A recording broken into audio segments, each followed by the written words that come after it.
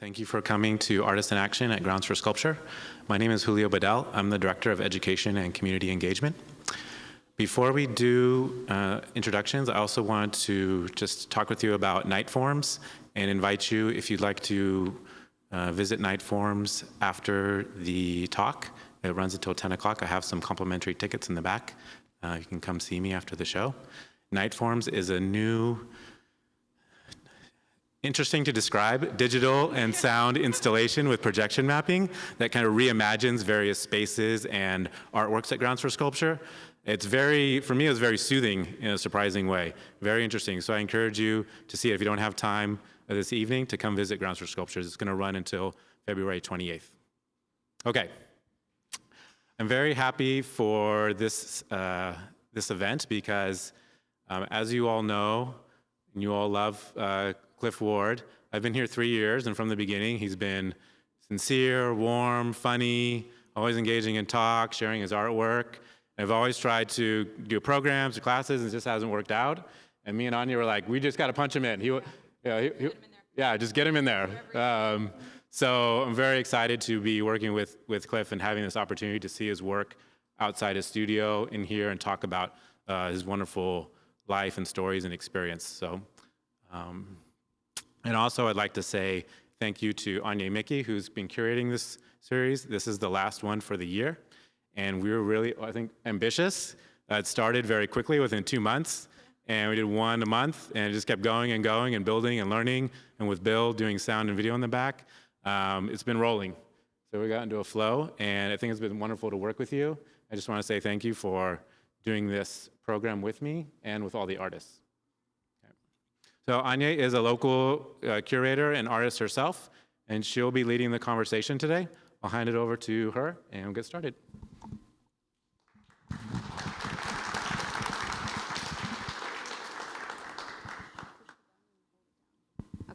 So hello, thank you guys so much for coming out tonight. Thank you so much to Julio for that wonderful introduction. As Julio has mentioned, this is going to be our last session of the year, and we just kind of sat down and we were like, you know what, December, no one wants to do anything in December. And then we said, for Clifford Ward, maybe somebody will want to do something. And lo and behold, you have all come out today, so thank you so much for joining us. As Julio mentioned, my name is Anya Mickey. I am a Trenton-based artist and curator. That means that I had the wonderful opportunity within this program at Grounds for Sculpture to select the artists and to build these conversations for you guys today.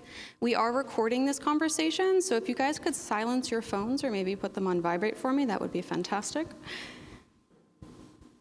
So we're going to kind of dive right in. I am going to go through Clifford's bio in case anyone is not familiar. We should kind of refresh on some info about him, and then we're going to get into our conversation. I have tons of questions for Cliff, and then we're going to do a brief Q&A afterwards, which is like the best part of these conversations, in my opinion. The purpose of this program is to really invite people to question and to think about art and to think about ideas that artists are paid professionally to toy with and to try to communicate. And we want you guys to be asking questions of your own and to be able to go out and continue to keep thinking about these ideas. So it's really rewarding hearing the things that you guys have to say, and we will definitely get to that in the end. But without further ado, Clifford Ward is an artist working in sculpture and painting from his studio located on the Grounds for Sculpture campus. Clifford has been an active artist on the grounds for a substantial number of years, teaching, showing, and lecturing. Clifford's art career began after a career in educational publishing. Having entered the Johnson Atelier Technical Institute of Sculpture, he became proficient in the art of metal casting. He began as an apprentice. 1 year later, he was hired on staff and then became part of the technical teaching staff in metal chasing. Clifford has had many group and solo exhibitions over the years in New York, New Jersey, Pennsylvania, and California, with the goal to present his work in major museums and galleries. For the past 10 years, Clifford has worked for a program called the Center for Creative Works in Wynnwood, Pennsylvania, working with adults with developmental and intellectual disabilities. So, Clifford, thank you so much for joining me today. My pleasure. So I'm going to start off with, we're really in this conversation, we're going to be focusing on these larger standing pieces in through here. And this is a very basic question, can you just describe what this series is about? First, I'd like to thank Anya and Julio for providing this platform, and this platform too. And, and I am so happy that you're here joining us. But you do realize this is not the light show. Anybody need to leave? Okay, I'm sorry. So this series is it's called Animism. And it involves 20 figures. Right now I have 24. I'm going for, right now I have 20 and I'm going for 24. And these are the latest pieces that I've made for the series. And the series are based on just 24 figures that were inspired by the terracotta warriors of China. And they came about by someone had just given me a sketch easel, and the armature, the underneath support, starts with a sketch easel. So the whole idea had come from this particular person, and then they gave me a dress form, and I made a cast. I just put a head on it, and the series started. So I've been working on this series for about 10 years now. And they include, the main medium is plaster bandage, lots of cowrie shells, beads, improvisational painting, and that's pretty much an overview of the pieces. 10 years is a really long time. Yeah, it's been a long time. Wow. And so if someone gave you an easel, how long did it take from you looking at an easel to beginning to build these up? Was it like an immediate, oh, that's what I'm going to do with it kind of experience, or? No, a lot of what I do is improvisational. Sometimes I'll have a particular idea in mind, and from that idea, I try to transfer it to the actual piece. But it never happens the way that I'm imagining it. The piece, they more or less guide me to where I need to go with the actual piece. I work on a form, and then that form leads me to another form. And I'm surprised, when I'm done with a piece, I usually ask, where did it come from? Because it just contains so many elements of so many cultures. And like I said, it brings itself to the forefront. And I enjoy making them because I get the chance to build sculpture and also to improvisationally design work. But the entire series, like I said, there will be 24, and I'd like to present them in a major museum, but they all have their own individual characteristics, but they all relate to each other. They're all in pairs. A lot of them are, well, most of them are somewhat mirror images of each other. And the bottom line is the material and the improvisational painting and the easel. So it came about, it was really a surprising way that these pieces had come about. It was totally by accident, but this is what happened with the accident. For those of us in the audience who will be viewing virtually, can you give us a definition of what animism means? Animism is a term used to describe a spiritual essence of inanimate objects.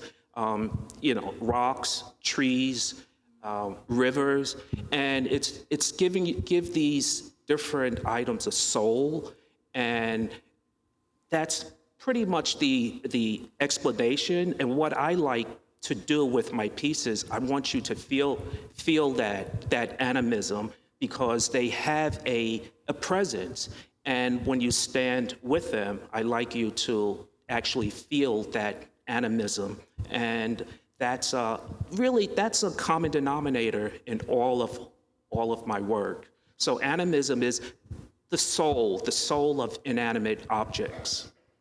Okay. Can you talk a little bit about the motifs? You have these textures, these really elaborate symbols, and in these pieces, and some of the decisions around that. The motifs, again, are improvisationally done.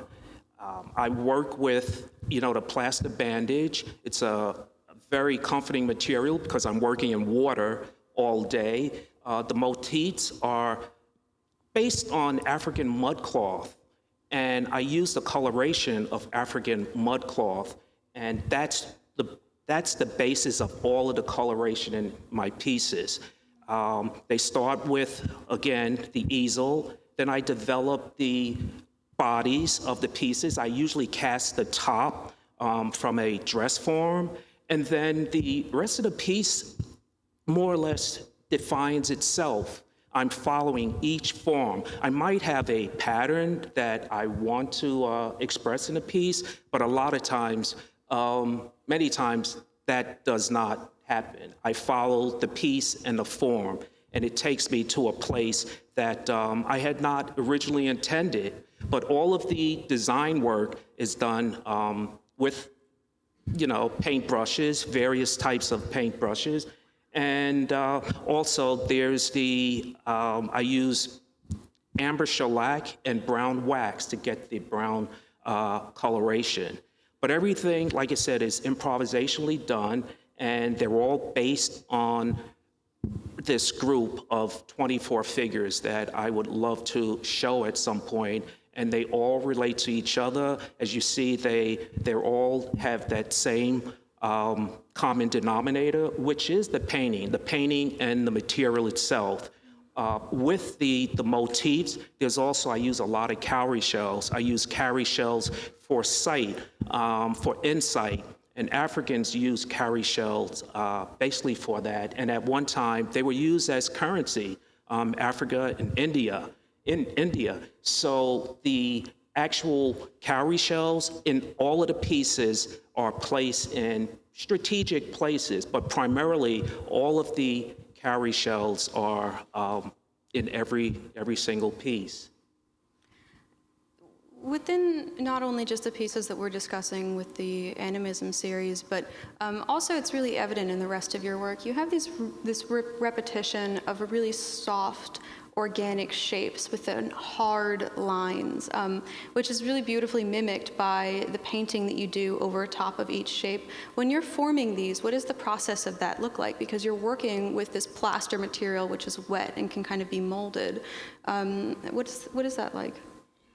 Well, a lot of the shapes are presented from or gathered from items I have in my studio. If you look at these two pieces, if you see the half circles on both of them, that was a piece of cardboard that was cut in almost a perfect circle. And I didn't know what I wanted to do with it, but it was there, and I knew I could use that because it was a really nice geometric form. And so what I did, I copied that particular circle, and I cut that circle out, and then I put two of them together. So if you look at that, those pieces, you'll see two circles. There's the one half on top, and then there's another half underneath.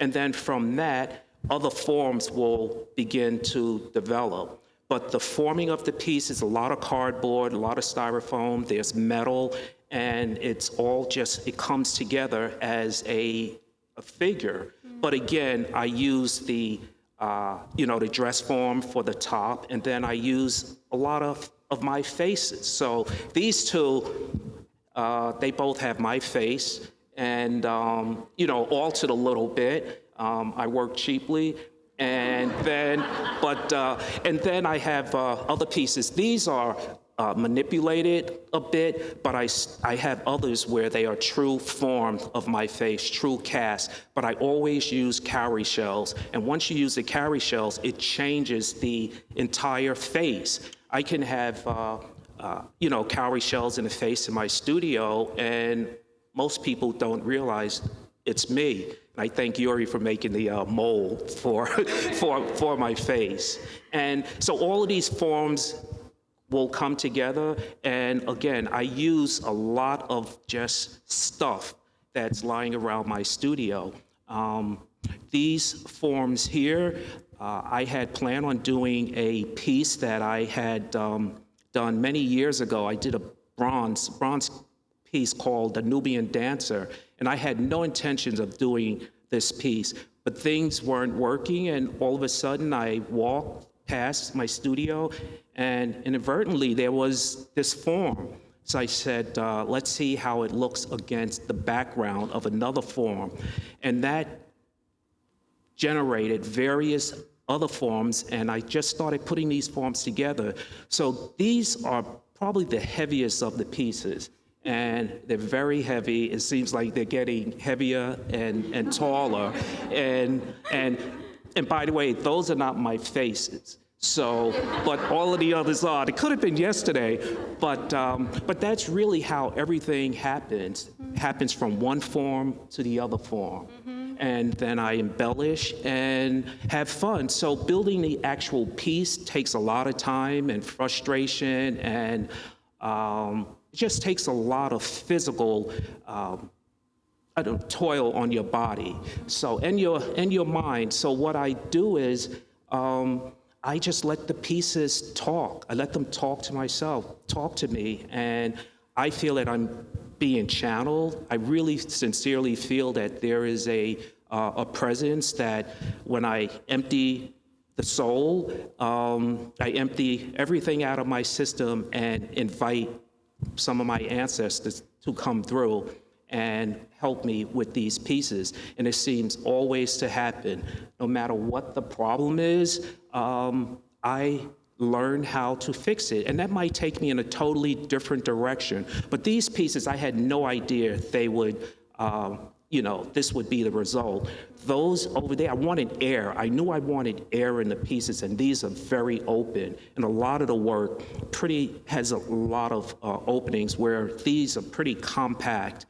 And that's the gist of what these, the forms and what the pieces are basically telling me. You touched on something, you touched on a couple things that we'll get to a little later on, but the movement and the size of these. Why is making something, specifically within 24 of them, which I'm interested for the reason for that number, but why is this large scale important to you?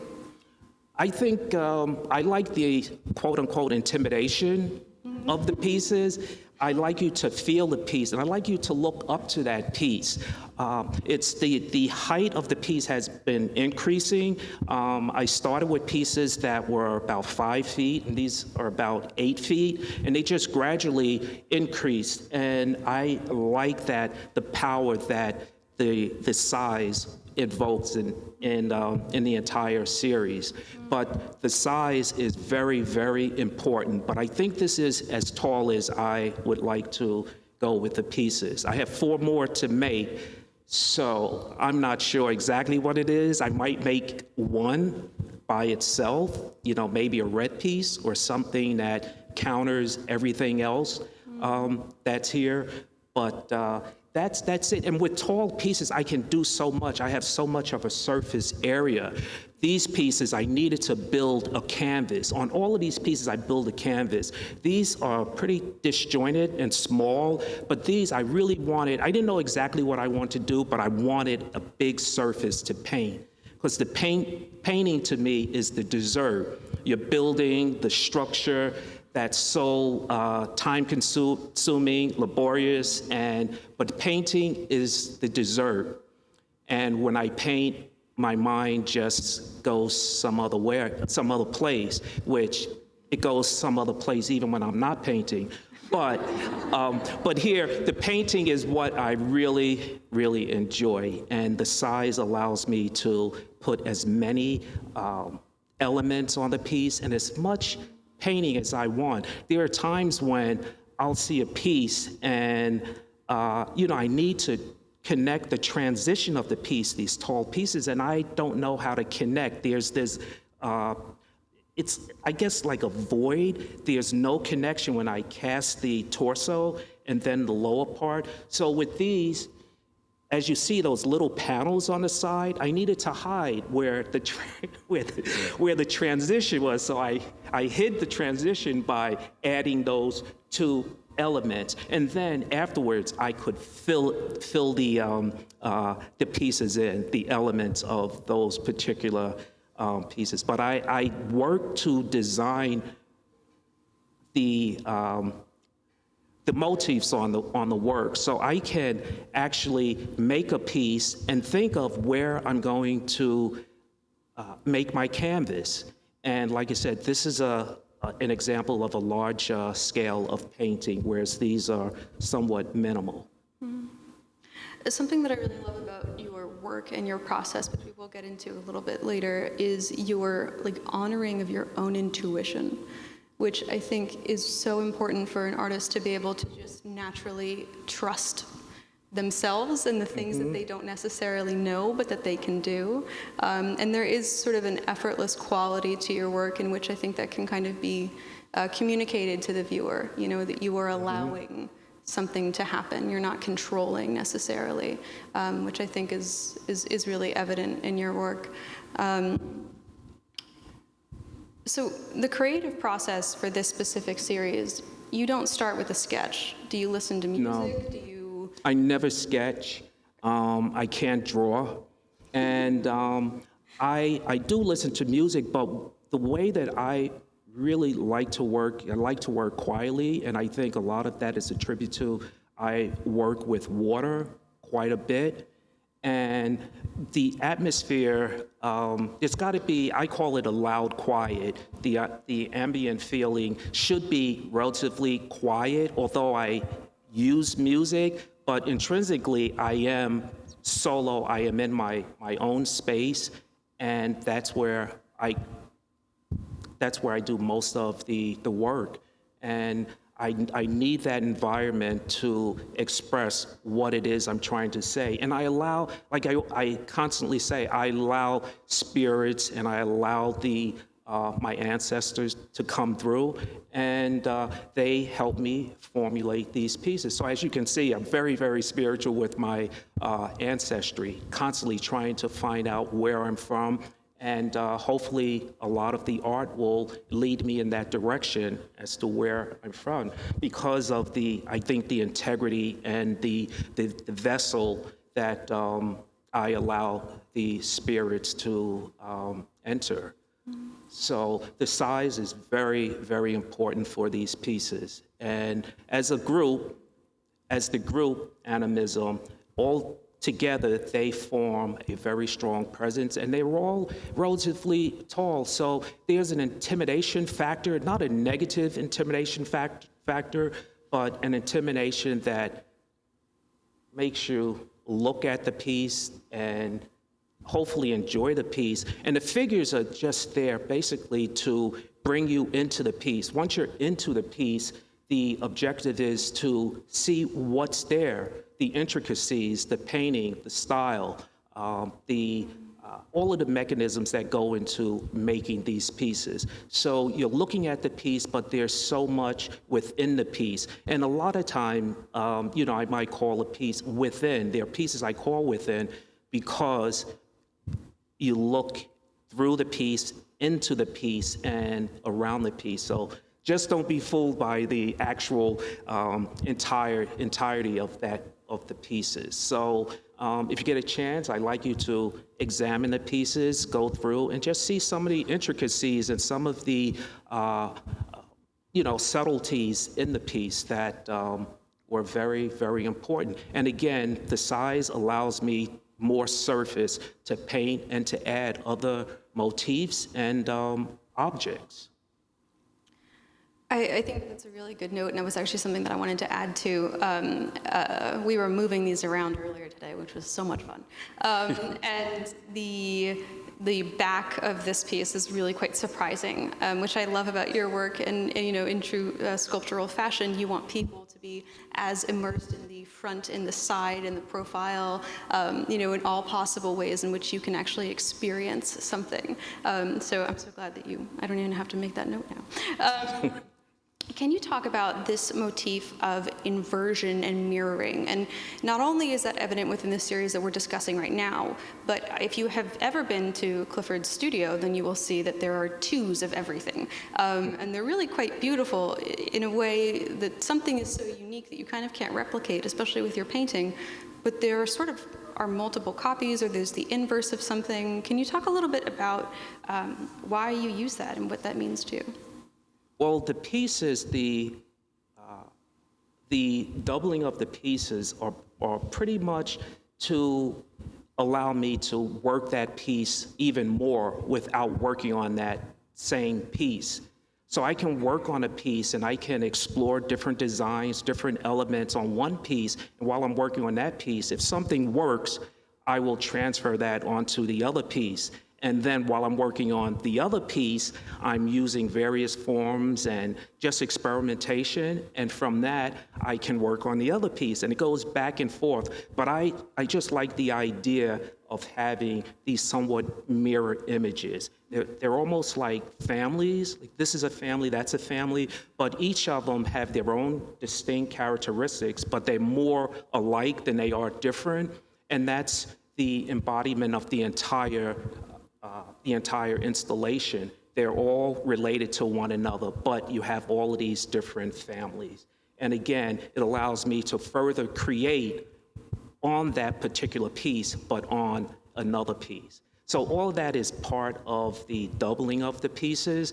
And I want you to see that this is a family, that's a family, but all together, not to be corny, it's the human family when you bring them all together. But these are different, I guess, nationalities that are all coming together. They're more alike than they are different. And collectively, they're all human, the human race. But again, you have to understand, I don't know what I'm doing. You know. I'm just going where I'm guided. I mean, there are certain things that I do have planned, like these pieces. Again, these pieces started with a wedge. I mean, these are really improvisationally done, but I wanted to make a wedge. For some reason, I wanted the lower body to be a wedge. And if you look at these pieces, one side is very, very thin, very shallow compared to the other side. And that was my influence of this particular wedge. And to balance the smaller side, I used this fan-like effect. So both sides are balanced, even though one side might be a lot smaller, thinner than the other side, but it still has the effect of the wedge that I wanted. And the other thing that was familiar with these pieces that I wanted to do, I created some pieces years ago called the Afralians. And I really liked the shape of the heads. And I tried to duplicate it, and I just couldn't duplicate it. And I started playing around with cardboard, and styrofoam, and hence the heads, you know. And this is the alien portion of the work. And everything else was just playing around, improvising, and it surprising me. I want to back up for a second. You mentioned the idea that you have of loud quiet, which I think is really spectacular, and we talked a lot about this in our previous conversations. And you shared a little bit about what that term means to you, and I think it's something that everybody could be interested in or could use a little bit of. How do you attain that experience? I wait until everyone goes home, and it becomes really quiet. And even, there's the ambient quiet time, but there's also a quiet time in my head. And, some of it is reflective in the work, and some of it's just in conversation. But it's quiet. I need that quiet, the quiet atmosphere to work. And again, I'm working with water, so it's very, very soothing.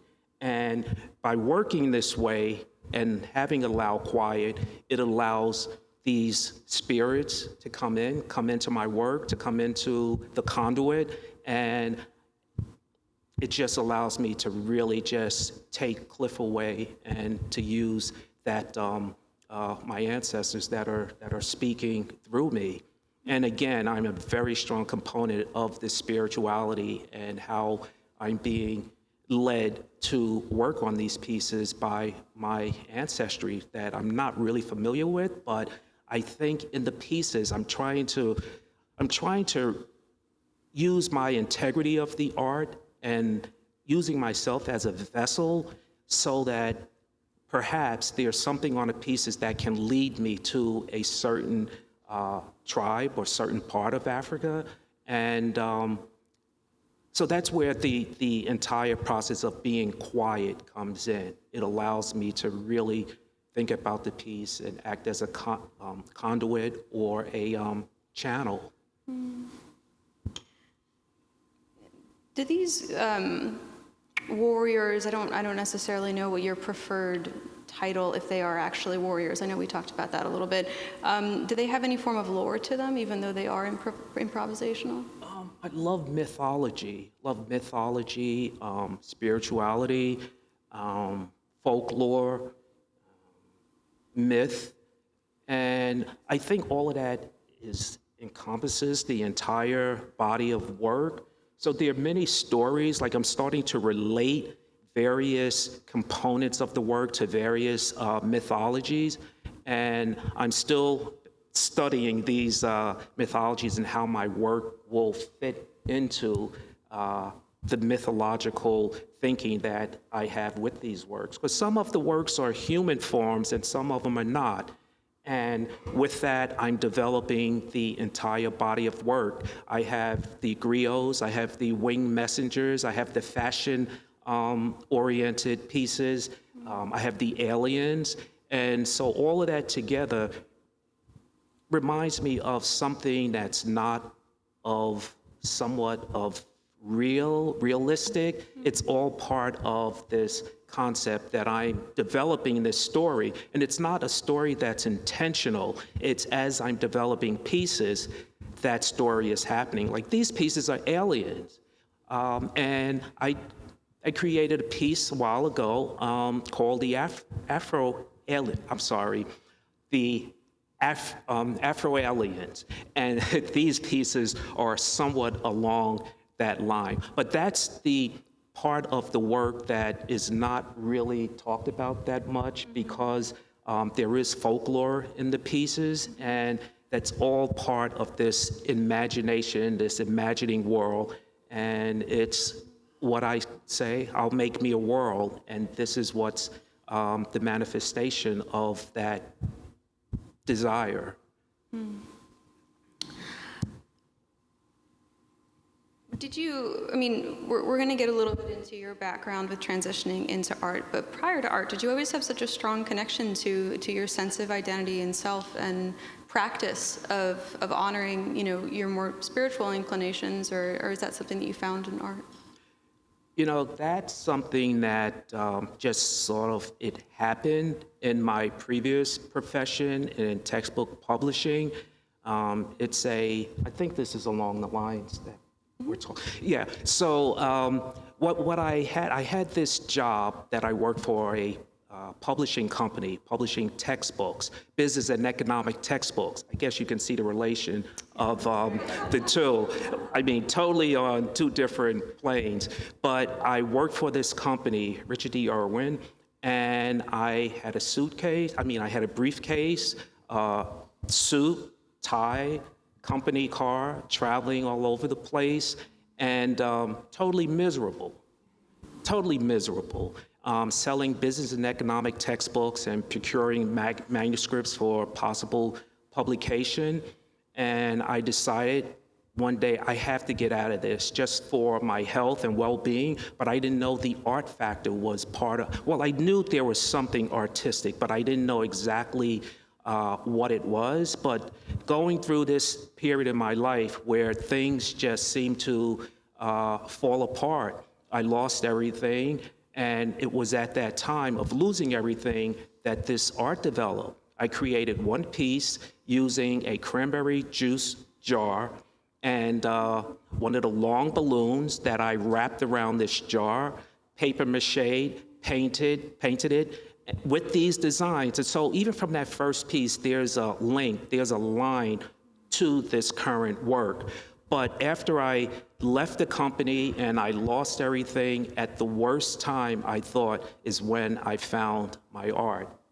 And I made all of the necessary requirements to continue with this field. I was selected for Rittenhouse annual show in the park. It was a 5-day show. And when I was juried into that show, I knew that was it. And the first and second years, I sold some work. And it wasn't because I sold the work that I knew this was it. It was just the feedback that I had been getting and the feeling that I have, the freedom that I have. And so I continued making pieces. A lot of the pieces were utilitarian, but after a while I started with the figure, and I attended lectures and small workshops. And after a while, I created my own technique, my own design patterns, and my own means of expressing that work.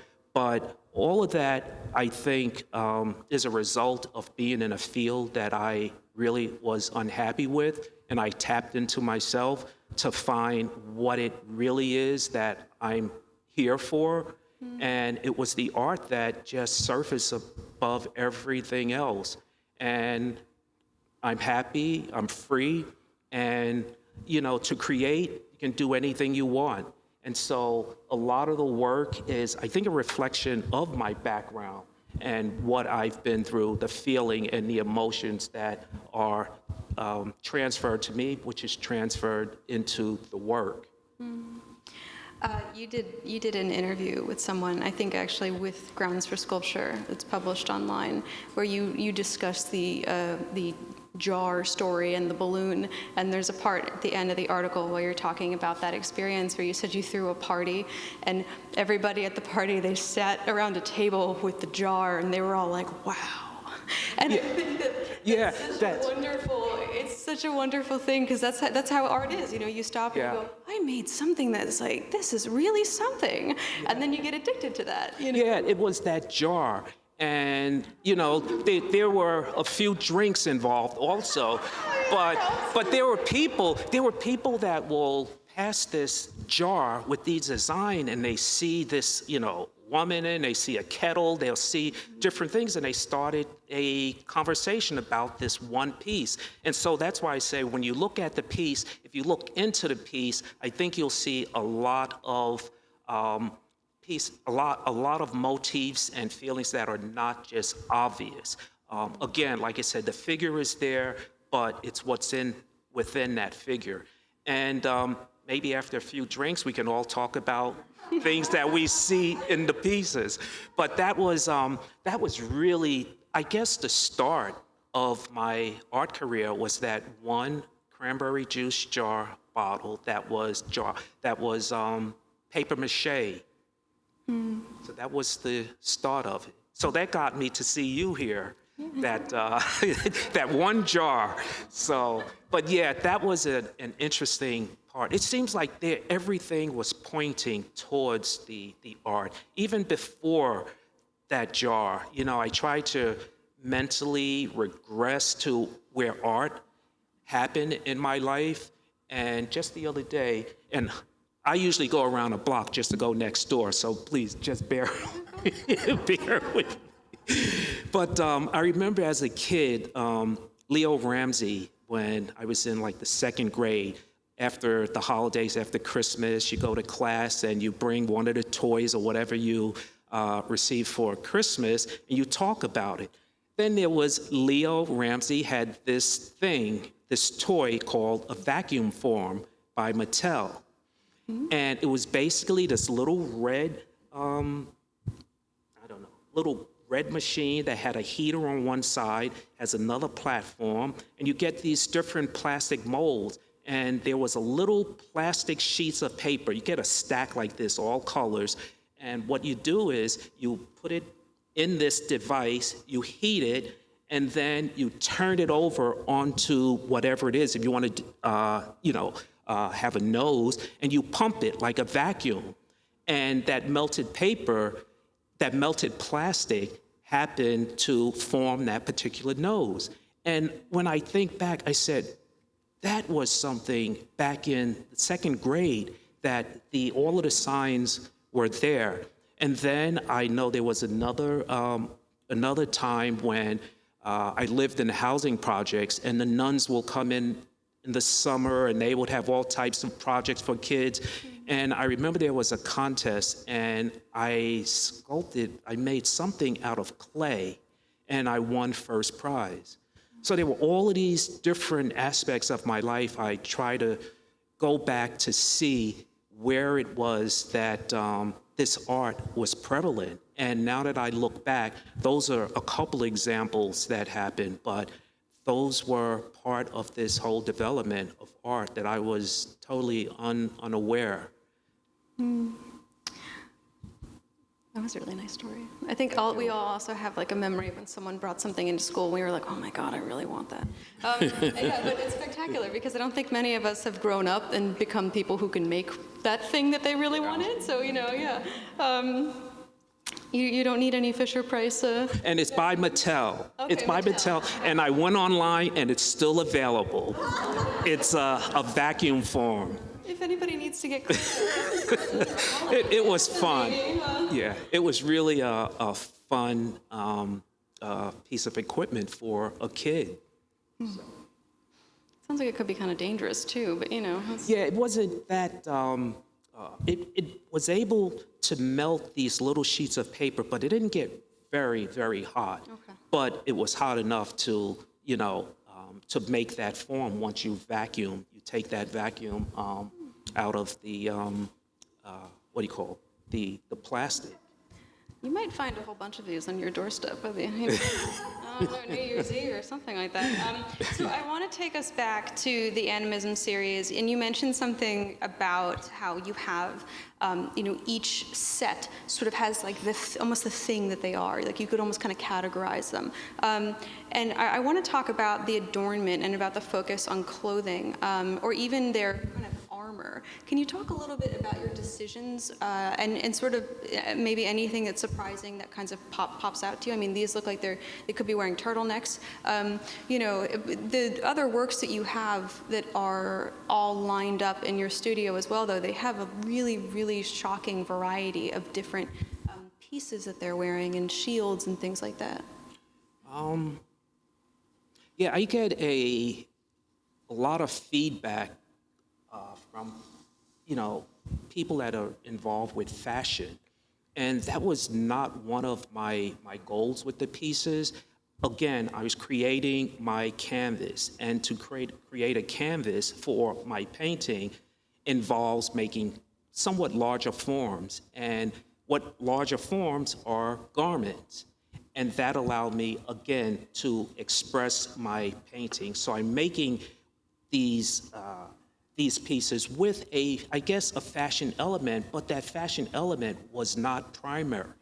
And it allows me to just paint. So they're all different. Some are more fashion oriented than the others, but they all have that sense. And each of the pieces, I think they're all androgynous, but for some reason, there's always one male and one female. I don't know if you can see it, but just the way it happens, it seems like with every pair, there's this male-female type of sculpture. And with that, so I also want to develop the backs. The backs are definitely a different sculpture. And that is my objective. I want to make two sculptures in one so that the back, to a certain extent, has nothing to do with the front. But for some reason, it works. So, I have the various motifs in the back. A lot of the backs I leave totally white just to get the essence of those patterns, those, elements that really stand out, and it shows you something totally different. If you were to see these pieces by themselves, you would think the circular or the thickness throughout the piece, but when you turn it around, you're surprised. So there's that surprise element also with the pieces. But there is a fashion orientation to the pieces. And the thing about it is, now that I see and hear about the fashion component, now I'm going towards that direction to even accentuate those the fashion element. But it's not primary, but it's something that allows me to really express the forms, the motifs, the painting, the planes, and that's what happens with the fashion element of the pieces. So you work in several other mediums and other forms that would not be as easily recognizable as the work that's in through here, with certain pieces that I've seen from you. And you actually have a piece here on the grounds called the Jubilant Dancer. Can you briefly share a little bit about the other works that wouldn't be as recognizable that you've created? My earlier work was primarily dancers. I like to create dancers where I have a very heavy base, and then this material can be very light, so I can create the illusion of flight. And the early work was primarily these dancers, and they seem to defy gravity. And again, all of that led me to these figures. But all of that work I had dancers. The piece on the grounds, the Jubilant Dancer, was part of that era. The Jubilant Dancer came about by, I wanted to do a pose of Grace Jones. There's an album cover where she's in this particular position, and I was trying to recreate that position, and it just did not work. The back leg just kept falling. It kept falling. I pinned it up so it can dry. It kept falling. Then I said, we just leave it. And now it's in the park. I have no idea how that happened, but that was one piece. And then I did a lot of casting. I did a lot of casting at the Atelier, and those pieces are somewhat different. I have Mermaids, again, with the mythology and the folklore. There's the Mermaids. They're African mask-like pieces. And so there's a combination of various types of work, but the last 10 years involved primarily these figures. But, you know, after I'm done with these figures, and now I want to take a break, because they do take a toll on you. So I don't know exactly what I want to do, but I want to get away from these for at least another project, and then come back and do work on the next two. But there's other work that's involved with these pieces. There are wall pieces. These are wall pieces. There are improvisational design figures that are 2D, and that's also a big part of the work. Even now, the 2D work adds to this work. But everything, hopefully, will fit together and become one unit. Can you talk a little bit about generally about Afrofuturism and what it means to you and what it means in conjunction with this body of work? Afrofuturism is a term that it involves African cultures and futuristic science fiction. And the term came into fashion in about like the 70s. But Afrofuturism started long before then. There was Sun Ra, the famous flamboyant musician, avant-garde style person in the 50s. And so the term wasn't there, but there were people in this genre for a while. You have Parliament, George Clinton, the Mothership Connection. You have Janelle Monáe, current person. You have Missy Elliott.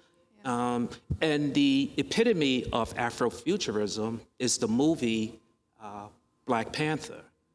And so all of those science fiction elements, along with African motifs or African cultural components, really add to this idea of Afrofuturism. And so that was not my intent. My intent, so, you know, people will plug your work into categories that you might not even know that your work is involved with. And so I was making alien science fiction pieces for a long time, and I very seldom used realistic heads, and they always had African motifs and very almost science fiction components. And, I came to the Atelier, Grounds for Sculpture, and I started learning about Afrofuturism, and everyone's telling me that my work is Afrofuturism. And I don't consider myself an Afrofuturist, but I do a lot of what will be accepted or invited to various shows as an Afrofuturistic body of work.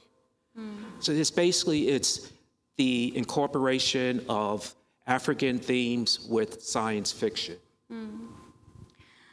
Why is it, from your perspective, I mean, even though it's funny how as artists we don't really get to, well, as anyone, we don't really get to choose how other people categorize us or what we kind of fit into. It's sort of for others to determine. But why do you think it's important to see and to be putting faces like your own and, symbols that are like these and shapes like these, and sort of the culture represented within what you identify as your culture and experiencing other cultures? Why is that important to be placed into the fine art context? It's a tough. Okay, I'd like to just go back Sure. one to Afrofuturism. In literature, Afrofuturism has also played a role. There's one of the wonderful authors, Octavia Butler, who has since died a few years ago. She did a book called Kindred. And in this book, this person, this young woman, it's in the 70s, she happened to become dizzy and she falls through the wall and she falls back into slavery. And she's protecting someone who is a slaveholder who would eventually be her great-great-grandfather. It's almost like Back to the Future. And this was Back to the Future before the movie Back to the Future. So there are different elements of Afrofuturism, and that's just one example in literature. And there are other authors that have embraced Afrofuturism. So I just wanted to, and Earth, Wind, and Fire, of course. Of course. So I'm interested in your opinion on why it is important to have African Americans and even people of color widely represented within a fine art context in spaces like this, expressing what they feel they need to express. Because there's been a gap for many, many years, and with the killing of George Floyd, corporations, various institutions are becoming aware of the inequities in workplaces, but I hadn't heard much about the inequities in art and the lack of diversity. And I went back, I began doing a little research, and I found that during the Depression, the New Deal had sponsored these grants for artists to keep artists employed. And they selected 3,500 artists. And of those artists, 500 were women, about 30 were Native American, and 12 were African Americans.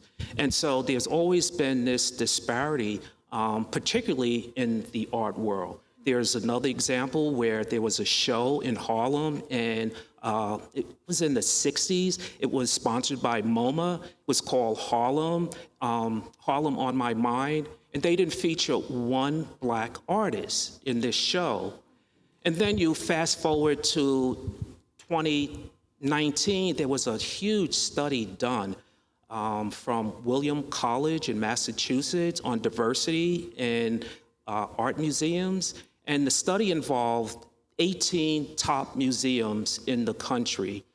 And there were mathematicians, statisticians, art historians, art collectors, and all of these people got together and formulate this study. And it's really, really extensive. And the results of that study, in a nutshell, there were many there were many results from that study, but they came to the conclusion in a study that 85% of the collections in these top 18 museums were white male, and 1% were African American. And for some reason, this study, because of a number of the museums, did not, I'm not sure exactly why, but they would not give the gender numbers out. But it's all of the museums that you will be familiar with. And there's so many charts in this study. There are some museums that had no African Americans in their collections. And so in that time frame, what they wanted, a lot of museums, they wanted, if they brought work from African Americans, they want work that was identifiably African American. If you were an abstract artist, they did not want the abstraction. They want people to see we're representing artists and to have that identification of we have Black artists in these museums. My work is pretty identifiably, Black or African American. So there's this disparity, but there's some gains, but there's still a long way to go. And even here at the ground, and with all due respect, I've been here 24 years, and I don't remember seeing one Black person in any of the administration. And that's 24 years. But now there are focus groups, there are corporations coming in, and the grounds is making a wonderful effort to include and diversify this particular institution. But for so many years, African Americans were left out of these museums. And now, there is this awakening to a certain extent to bring the African American work and also women.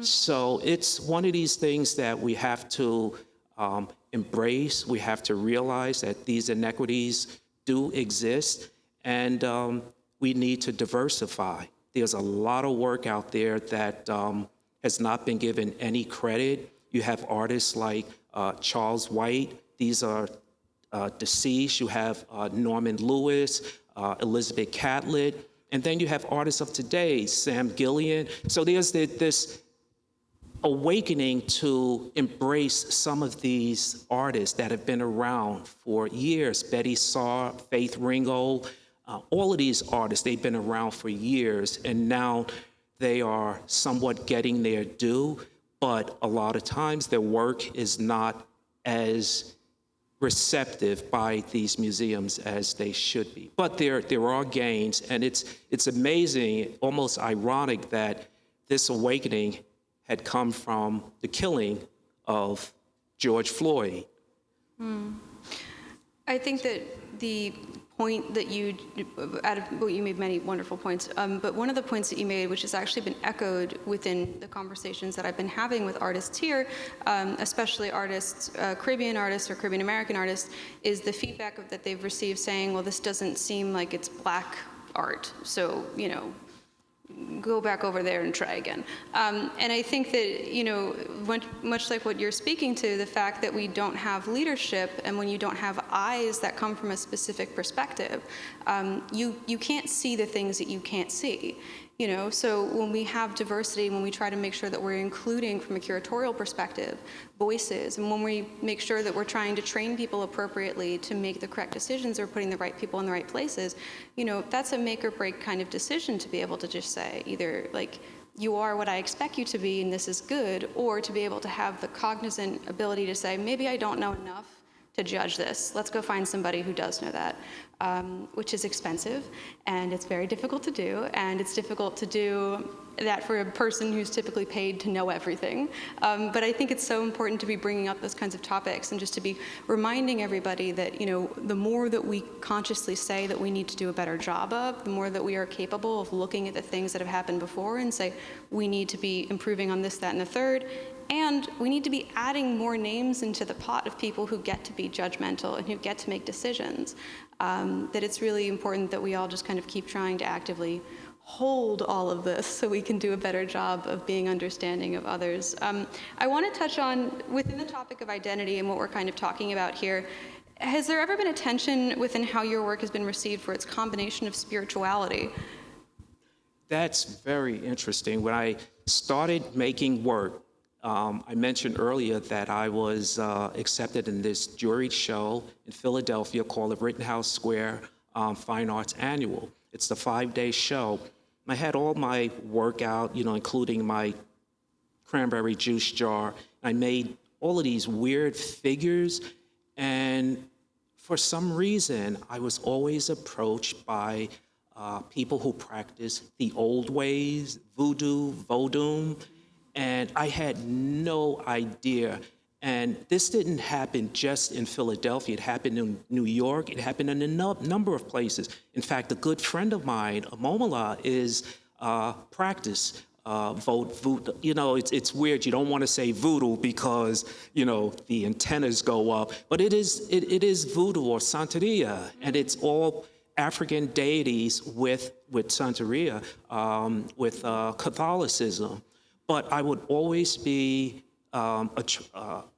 I don't know, I was always approached by people who practice. And again, I had no idea what these religions were about, but they saw this in my work. I did a figure, and someone said, that's Oshun, and she wanted me to make a clay Oshun for one of her, it was called a bembe. And I had no idea what I was doing. I did a show in California at Fresno State College. There was one professor. I was in the room, refreshments, and in the gallery part of the school, there was this guy. One of the students came to me and said, my professor would like to speak with you. And I said, okay. So I went into the gallery, and I'm looking around. There was a person, very tall black man, very disheveled, with a cane, with a Hispanic woman, and I'm looking everywhere except for there. And all of a sudden, and then he asked me if I was the artist, and I said, yeah. And he asked me, he said, do you know what you're doing? He's pointing to my work, and he's saying, this is an archetype, that's an archetype. And I had no idea what this body of people saw in my work, but that was a big part. And I think that's where all of the spirituality has evolved. And so that whole spirituality aspect of the work, I hope it comes through, because that part is intentional. I want you to feel the work. I want you to feel that the quiet night that I'm working, because of the spirituality, and the forces are using me to make this work. And again, I strongly believe it. I don't think I'm crazy, but I strongly believe that there's a force that are helping me with this work. But it's accepted. Some people see the spirituality. Some people see just figures with design. Some people see forms. But there are people that do see the spiritual, religious, voodoo component to the work, and that was in the earlier work. Since then, my work has refined a bit, but I hope I didn't lose that raw essence of those earlier pieces. Yes. This is a really interesting conversation to have in its own right, but we're running out of time, so we're gonna have to make it like running out of time. I'm just getting started. No, I know. I was really nervous, and I'm less nervous, but still there. But anyway, I'm having fun. We're gonna have to have like a little micro conversation about this. So your work portrays, and it pulls from, and it is inspired by your research into other cultures, into indigenous groups, into your research throughout the African diaspora, and I just want to ask, how is it that those groups have responded to seeing your pieces? I know that you haven't shown Animism yet, so keeping that in mind. One more time. So, so I know the pressure is on because I told him we have to speed. Sorry. No.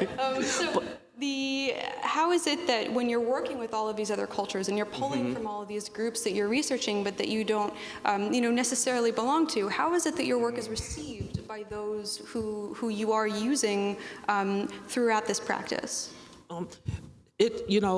My work is received quite well, and just getting back to the various cultures that I use, of course, African motifs, the mudcloth from Mali.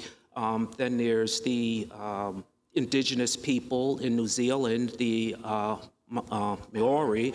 Yeah, and they do the so-called tattooing, which is called tamoko. And it's not really tattooing, it's actually carving into the skin and then putting the ink. So I love their designs, their facial designs, and the meanings of their designs. Native Americans, I love their the fiber art with the patterns, all of the lines and the geometry.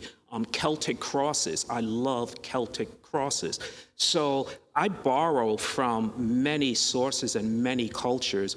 My primary culture, which is what I'm about, is the African culture. But to combine all of those cultures together makes a potpourri of sculpture. But I get a lot of feedback from various people who see different things in a work. I do the fine, fine symbols in the work, and undoubtedly somebody is going to see something in these little symbols. But to embrace all of these other cultures, to me, is what art is about, and diversity within your artwork. So I embrace all of those different types of motifs and patterns, and I have a real appreciation for the art in all cultures. And hopefully that's being seen in my work. In some work it's stronger than others, but those cultures are very, very important to my work. So, just as a personal opinion perspective, and we touched on this a little bit in a previous kind of conversation. So why is it in your opinion that it's important for artists and creatives of color to follow their innate instinct? I mentioned before that something about your work that's so unique is that you really just have this drive of intuition, and you don't question yourself.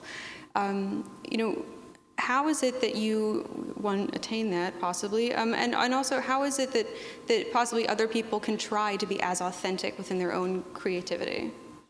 You have to be yourself. My mantra is, no one can be you better than you can be you.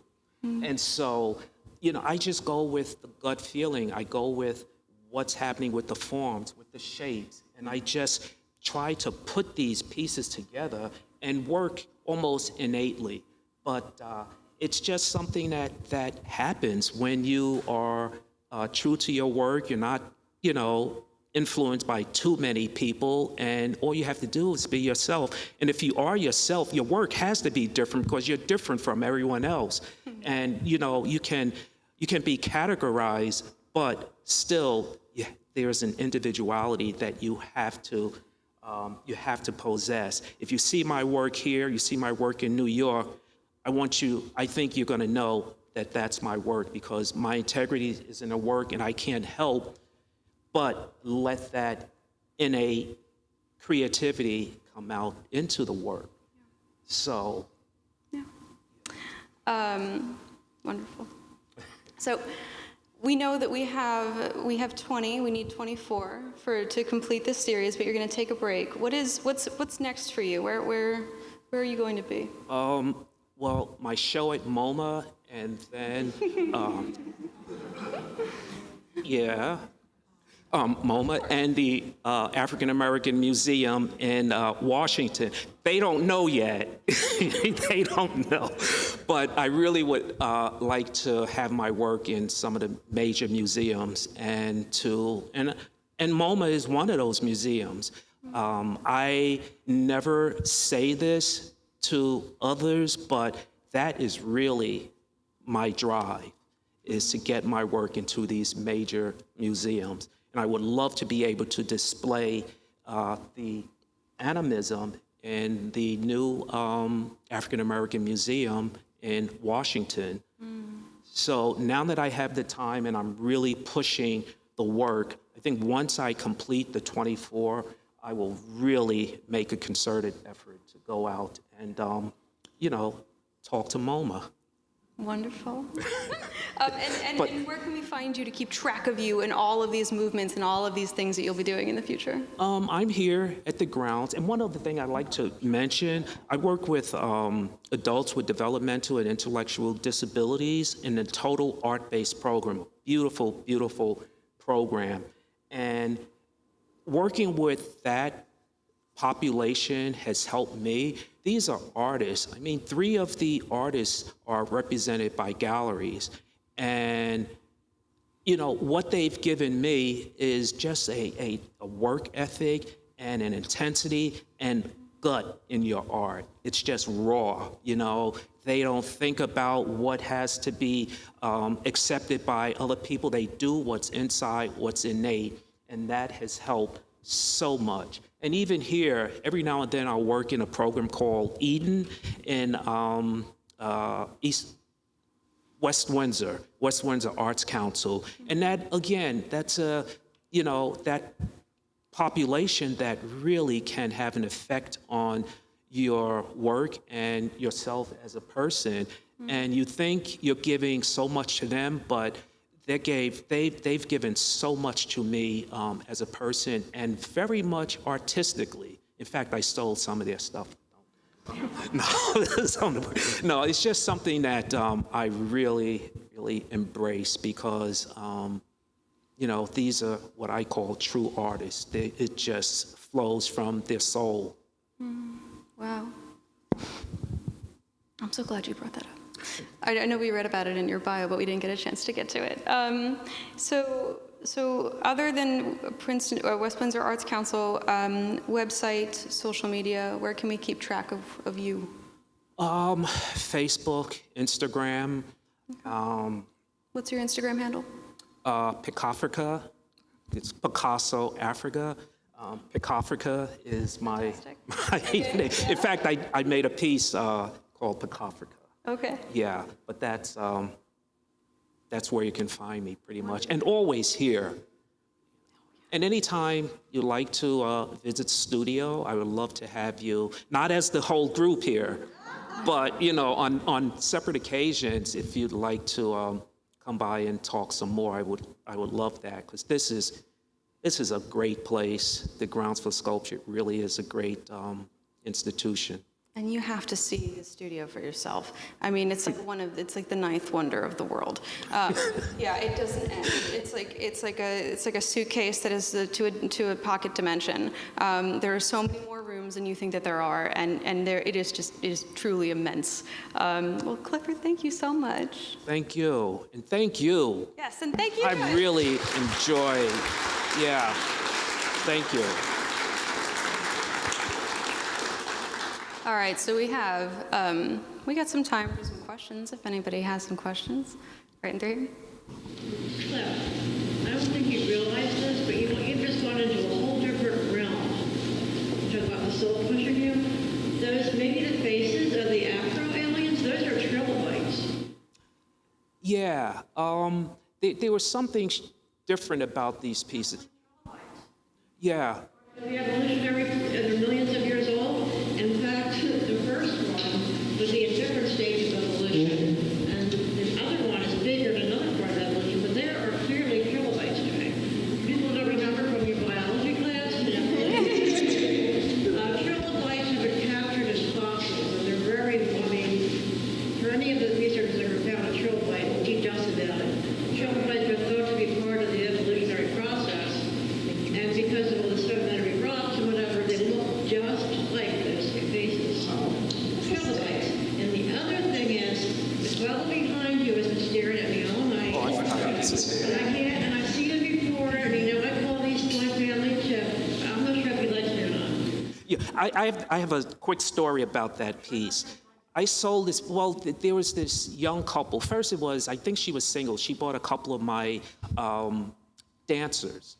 And then she met a guy, and they got married, and he wanted something a little bit more masculine. So this is the piece he chose. But you probably wonder, why do I have it? Well, what happened was she called me one day and she wanted to return it. I don't know if she was afraid of it or it didn't fit with her family, but they had gotten divorced. And I think she kicked them out. So she kicked them out with everything. And this piece was one of them. So she gave the piece back to me and she said, whatever you want, if you want to resell it, but it's yours. So. Yeah. He's upset about it. Okay, up here in the front? Yes. I have two questions, and they're very specific. Okay. The two warriors over here, Yes. they each have a grid in the chest, differently shaped, but I see it as a grid. Is there a particular significance to that? Well, first of all, Elaine, I didn't know that was you. I didn't know that was you. I see Rebecca, but yeah, I didn't know that was you. Really? Yes, thanks for being here. I was waving at Rebecca, who's behind you. But no, I do a lot of weaving. I do a lot of weaving of newspaper. I learned this technique of weaving plaster bandage by making your strips and letting those strips dry, and then taking the wet bandage and actually weaving through the pieces that have already cured. And I didn't notice this until someone pointed out to me that I do a lot of weaving. It's almost innate that I have huge pieces that are just newspapers that might have a large figure on it in this style, but total just weaving. And the back of these, if you get a chance to see the backs of these, is another, a large portion of the back, is the weaving. So it's something that is not always totally intentional, but I love to weave. And I go back to my childhood with doing lanyards. I was always really good with, lanyards and other like hand projects. But yeah, I do love the weaving, and I probably will do a lot more. Well, it reminds me, because as you know, I'm a docent at the Princeton University Art Museum, which, by the way, I'm very sorry to hear is not in your list of major museums. And I want you to know that we have quite a few African Americans in our collection. But it's exactly what we would do with the children when we have a program for Trenton, kids from Trenton. And that's one of the things that we do, is weaving. And there's a story that is an African story about this, where weaving comes from, which is from the spider. So the spider is the source of, Is that why I like the web so much? I mean, I really love spider webs. Yeah. African themes that maybe you didn't know were African, but my other question, that leads me to my other question. The cowrie shells, which are so important in African art, as they were in the money and everything, but where do you get them? Amazon. No, originally I would get these from a specialties shop on South Street in Philadelphia, and then I needed a lot of these shells, and they weren't very, they were expensive, but I found them on Amazon. And the reason I use the shells, first of all, it's a strong African culture, but even aesthetically, the line in the cowrie shells, you can make so many different patterns, whether or not you have them in a vertical strip or horizontal, or make a design. That little dark middle can allow you to create so many designs. Of course, in most of the pieces, I use the cowrie shells as Africans would use them for insight. You're welcome. Back there? Any significance to 24 sculptures? You know, that's a good question. My original plan was to do 12. And once I got to 12, I wasn't satisfied. And same question, I have others asking me, why 12? And I didn't know. You know, the 12 apostles, escaped my mind. 12 months of the year. Oh, I didn't think of that.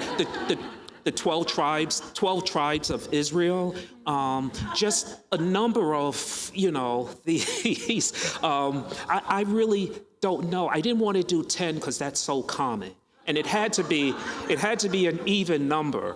So, like I said, I had exhausted, not exhausted. I had almost gotten my fill of the. Oh, I'm talking to.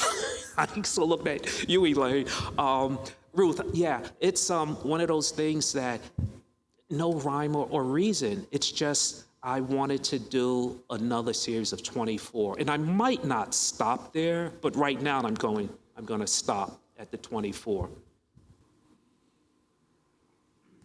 Yes. I've known you for many years and seen these things in their infancy. And you talk about spirituality and power. When I first saw them, must have grown. And you go into your studio and you do feel that they possess a power. If you stand among them, they definitely possess power. And you feel it in your soul. And one question I have is, they are warriors, although none of them have any arms. They have arms, you just can't see them. That's my, you know, you're not the only person that say that. And really, my answer was, and not to be flippant, they have arms. Just because you can't see them does not mean that they're not there. You know, it's mental, but yeah, that's a good question. I get that quite a bit. Yes.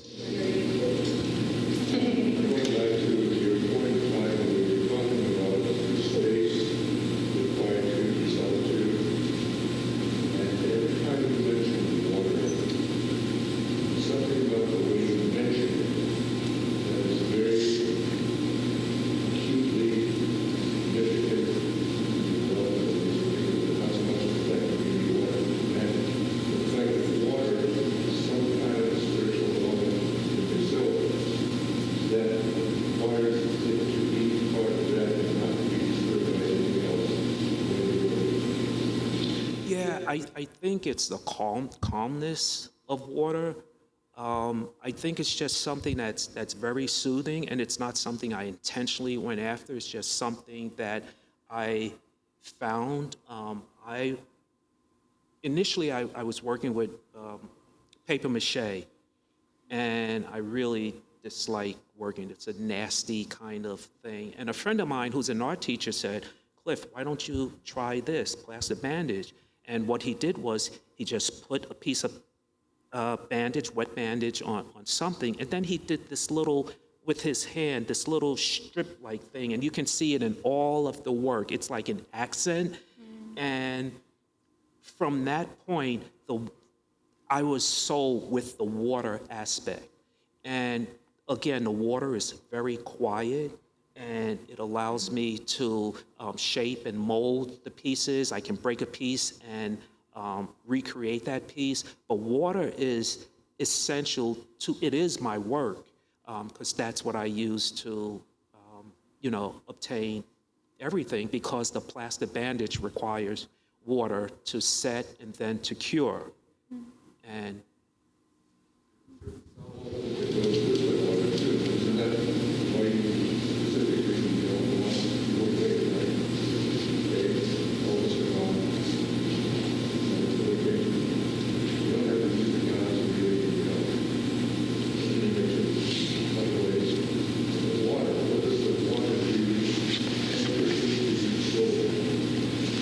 it's the soothing effect of water. I don't know where in my childhood that, water played such a significant role, but I think it's just the calmness of water. I mean, when I work with the Atelier, I'm always working on metal. You're grinding, you have all of these little pneumatic tools, and it's really noisy, and it's just rough. It's rough, and I loved it at the time, but when I get to my studio, just having that calmness and the bandage going through the water and the water on your fingers, and then pressing the wet bandage against your, whatever surface. But I think, I never thought about it, but the water does have a calming effect. And it's somewhat distracted when there's a lot of noise or other people around, but when I have total solitude, and I have the water, and I have the bandage, and I have my armature or whatever the figure that I'm working on, that I need that strip, the water carries me. And sometimes I just use the water to pat the piece, as opposed to, I'd say 90% of the material is run through water. But there's some that I take some water and I just pat it against the piece. So water is the most important element other than the plastic bandage for my work. Very much so, yeah. Do we have any other questions? Okay.